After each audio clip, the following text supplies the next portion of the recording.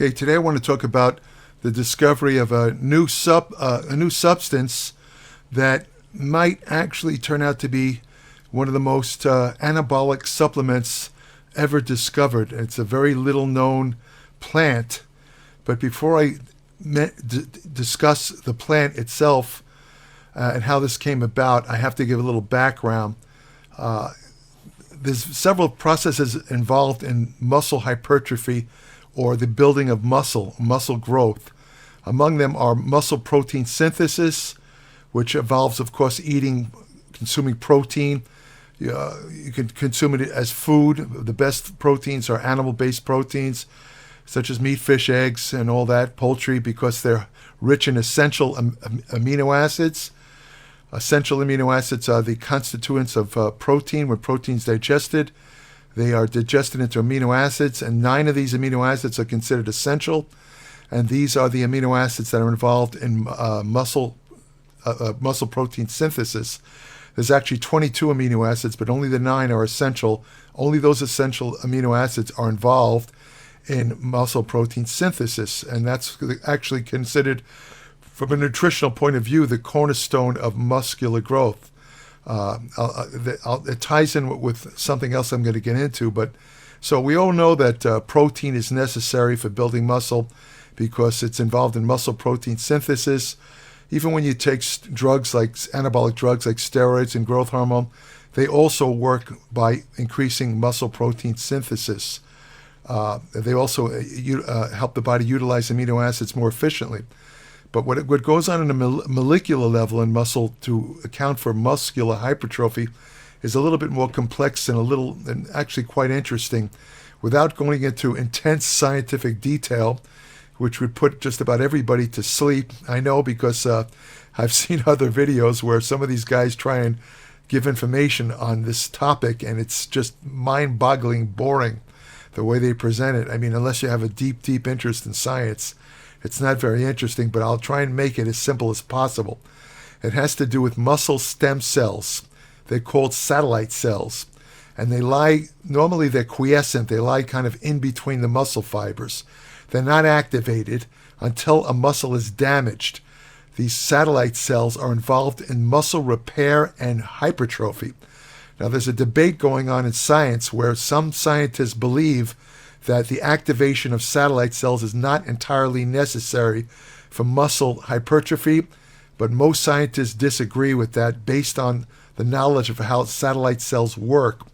As I said, when you damage a muscle, whether through exercise or anything else, the satellite cells are activated, and what they do, just to show you how important they are, insulin-like growth factor 1, or IGF-1, I'm sure a lot of you have heard of that. It's considered one of the most anabolic hormones in the body, particularly the IGF-1 that's produced within the muscle, not the systemic version that's produced in the liver, but the IGF-1 that's produced directly in muscle. It's called a paracrine system. This IGF-1 actually has 3 variants. One of them is called mechano growth factor.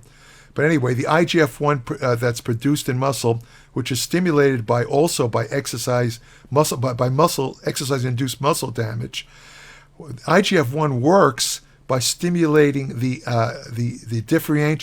differentiation and basically the activation of satellite cells.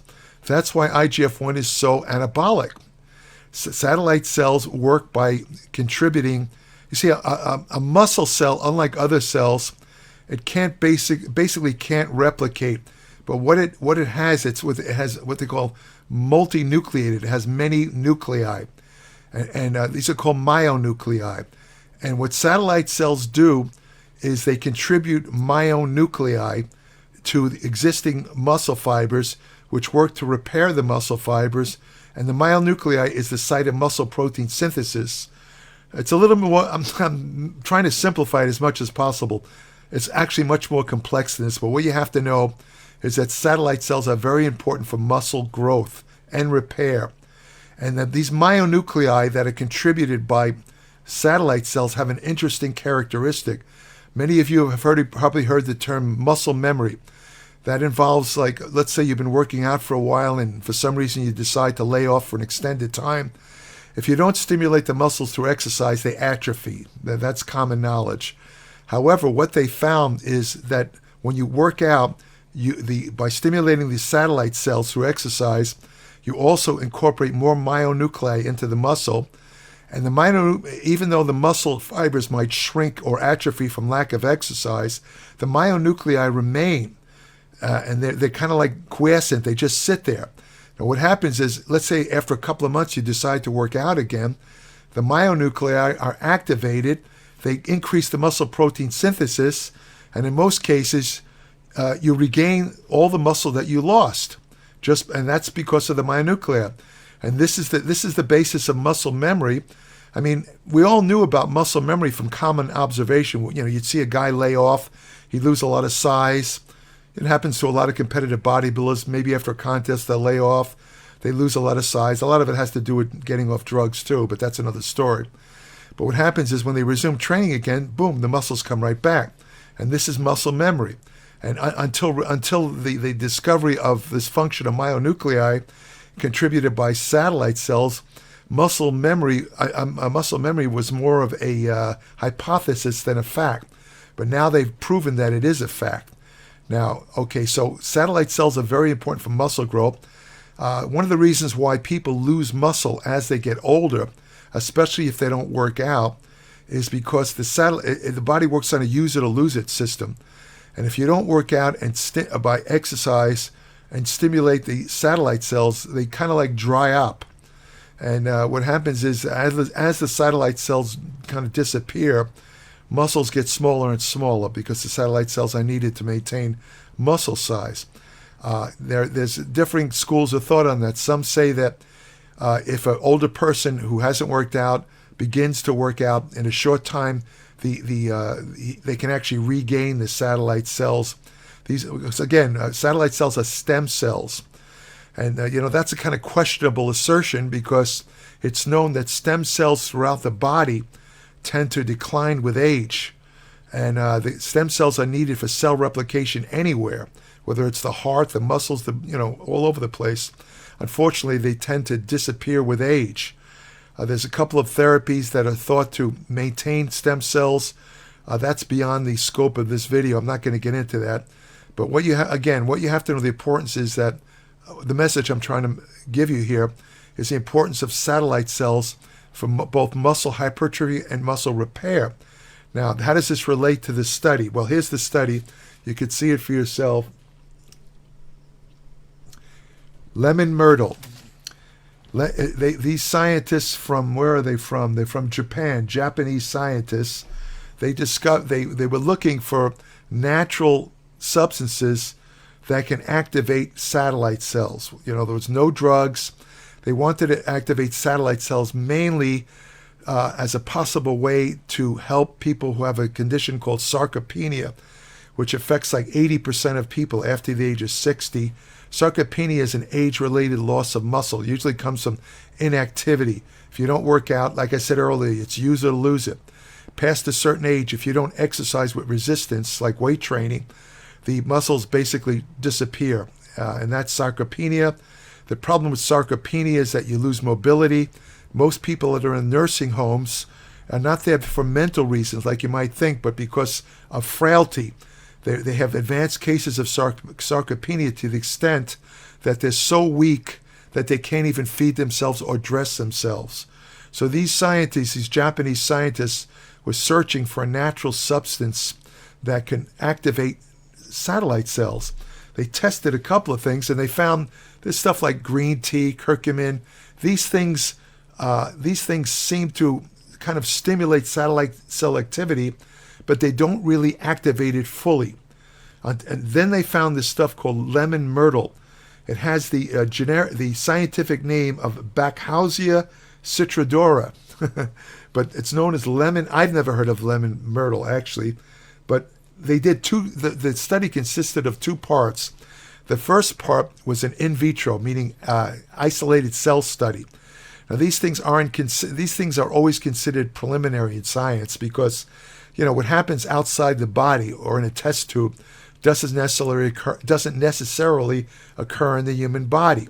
For example, if you take a test tube and put in vitamin B12 and add ascorbic acid or vitamin C, the vitamin C will destroy the B12. And this led one scientist to say that vitamin C can give you a type of anemia caused by B12 deficiency if you take large amounts of vitamin C. However, a couple of other scientists looked into that and found that although it happens in a test tube, it doesn't occur in the human body. In other words, vitamin C does not destroy B12 in the human body. That scientist, who had both a medical degree and a law degree, was dead wrong. In other words, he just didn't follow it through. But getting back to this study, the study started out with an in vitro design. Actually, I say two parts: in vitro, where they basically kind of exposed satellite cells to this lemon myrtle stuff, and they wanted to see if the lemon myrtle could activate the satellite cells. It's a little bit complex the way they did it, but I'm not going to get into it now because it's way too complex. Believe me, you don't want to know, but that's the essence of it. And sure enough, in vitro, lemon myrtle had a very potent effect at activating satellite cells. But that was only, all right, so it activates satellite cells in a test tube, more or less. Can it do it in a body? All right, so what the next part of the study involved mice. Again, here's the problem. About less than 50% of animal studies, including rodent studies, mice and rats, turn out to be useful for human physiology. In other words, what works in a mice or rat or any other animal doesn't necessarily translate into human physiology, or it won't work in the human body. But anyway, they did use mouse. The way satellite cells work in mice is not that much different than humans. So using mice wasn't really a bad choice. They used mice because they had to kill the mice to see whether lemon myrtle was able to fully activate the satellite cells. That's why they didn't use human subjects, because very few human subjects would want to sacrifice themselves, even for science. I know I wouldn't. But anyway, the point is that they used the mice, and sure enough, it turns out that the lemon myrtle actually completely activated satellite cells. And some of these mice were old, equivalent to like 70-year-old people.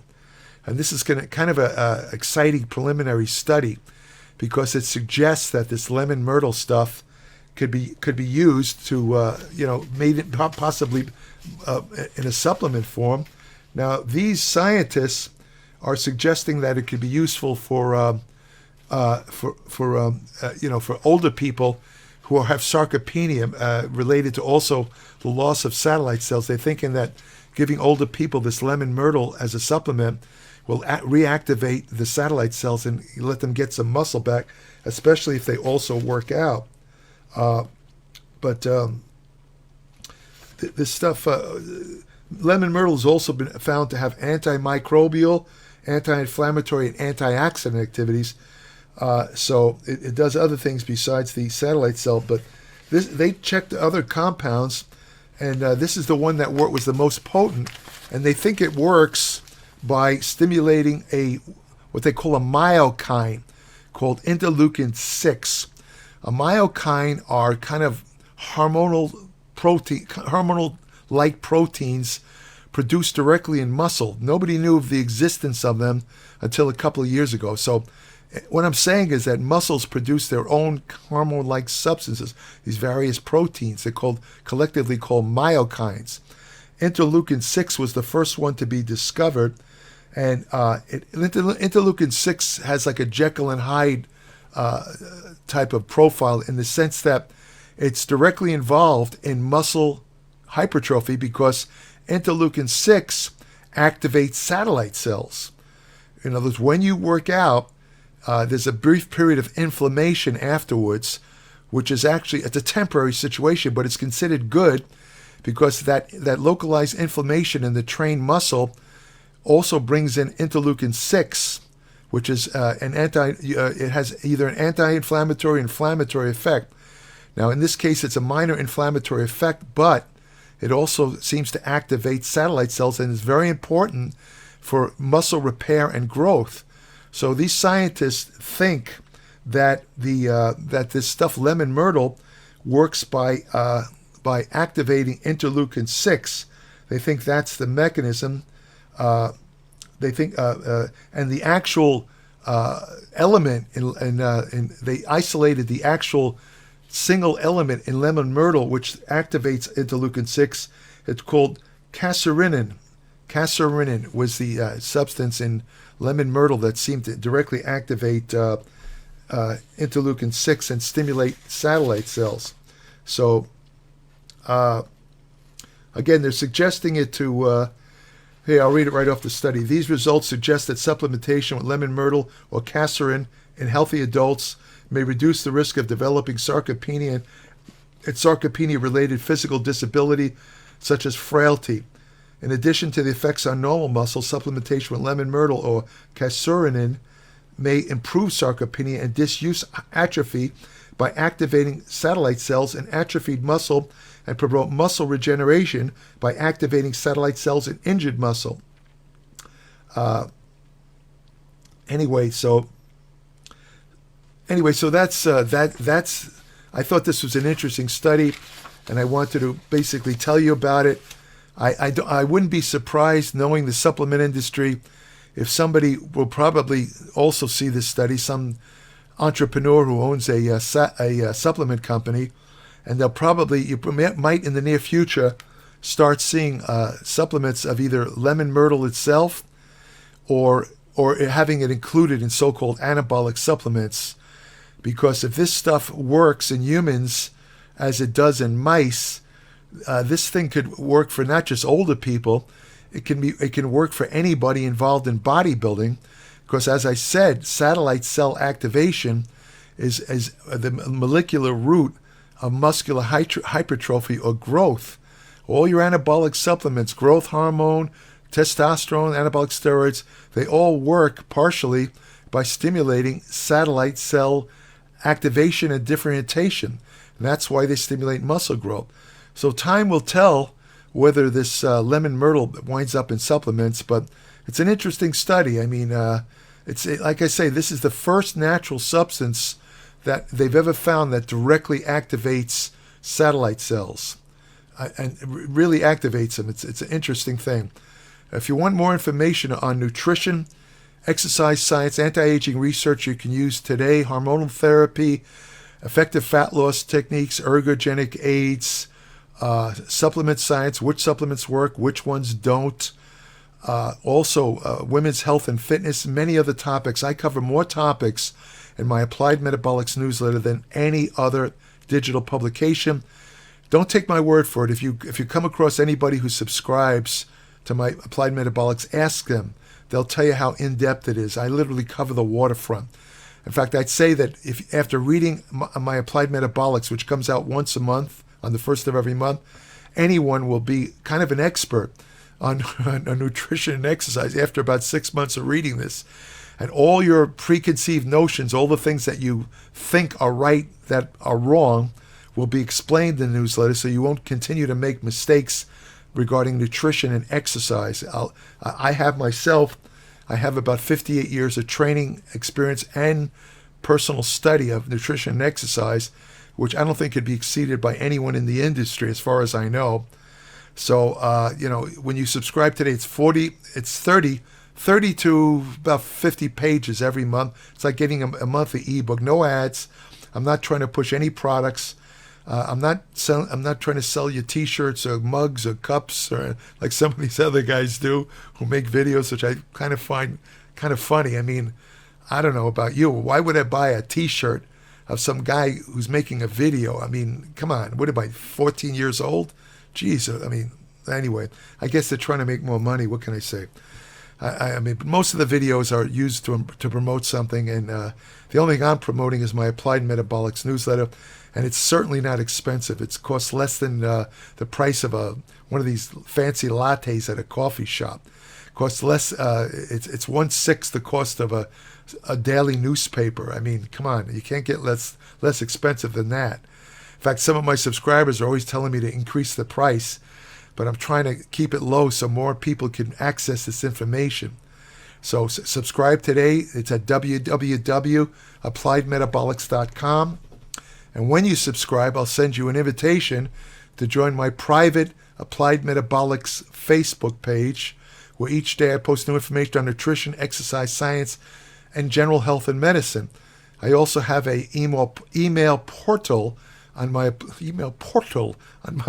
Metabolics website, where current subscribers only, I don't answer unsolicited questions, can send me short questions about and maybe anything they read in Applied Metabolics or anything that comes to mind. As long as they're short questions, I will answer that as a appreciation for their subscription to my Applied Metabolics newsletter. So that's about it. If you have any topic ideas you'd like me to cover, just send it along to Generation Iron, and I'll see if I could do a video on it. So thank you for listening. If you want to have the best friend you'll ever have, go to your local shelter, adopt a dog. And I just want to end by holding this up, which I firmly believe. Can you read that?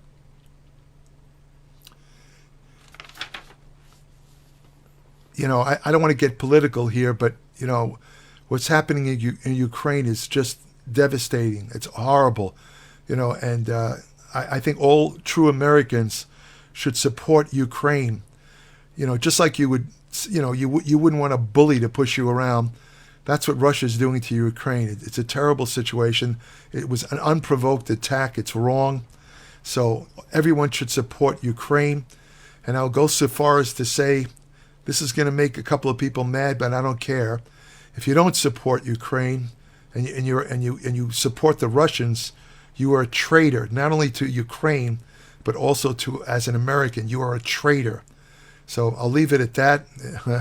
On a more pleasant note, if you want to have the best friend you'll ever have, go to your local shelter and adopt a dog.